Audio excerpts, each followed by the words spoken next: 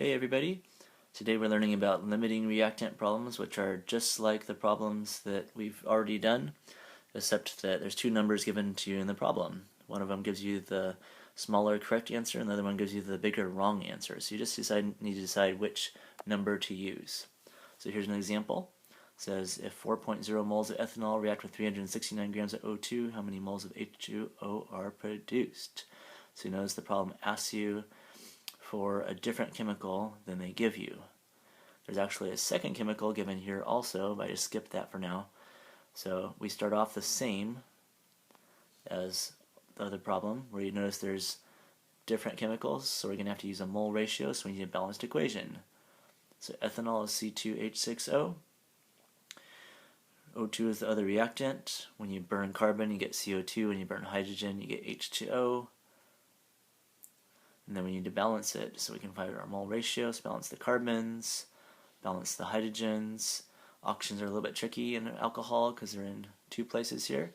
So here I have 4 plus 3 is 7 oxygens total. Here I have 1, so that means I need 6 more. So I'm going to put a 3 there to make it 6. So now I have a balanced equation. I look at the problem again. I notice, well, there's 2 reactants given to me. Only one answer, but I have 2 numbers to start with. So one of those is going to run out first and stop the reaction, stop the fun. So we need to start with the one that is going to run out first. We can figure that out by comparing these amounts to the coefficients of our equation. They're comparable in moles because a mole is a number just like the coefficients. So what you do to find the limiting reactant is you take the moles of each chemical and you divide by the number of moles it takes to do this one reaction from the coefficient. So for C2H6O it's 1. For oxygen I need to convert to moles so I can compare with the coefficient. So convert to moles. Again, it's oxygen, so I'll use that number. Moles of oxygen are comparable to this number in the coefficient. Okay, so you just divide and you find out that the amount of ethanol you have can do 4 reactions. That's my shorthand for reaction. The amount of oxygen that we have can only do 3.84 reactions. So just like in the demo from today, the oxygen runs out first. It's not something you can usually tell just by looking at the numbers given to you in the problem. They're usually kind of hidden, so you have to convert to moles and find it. So since this one runs out first, there's going to be some of this one left over.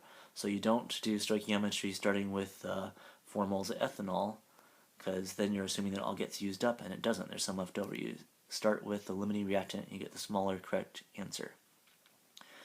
So limiting reactant is O2. We just found it like that. LR is my abbreviation for limiting reactant. Once you find the limiting reactant, then there is no difference between these problems and the other ones. Start with the number given to you in the problem for the limiting reactant, convert to moles so you can use the mole ratio. You get the numbers for mole ratio from the balanced chemical equation. Cancel out your units, and the answer here is 11.5 moles of H2O.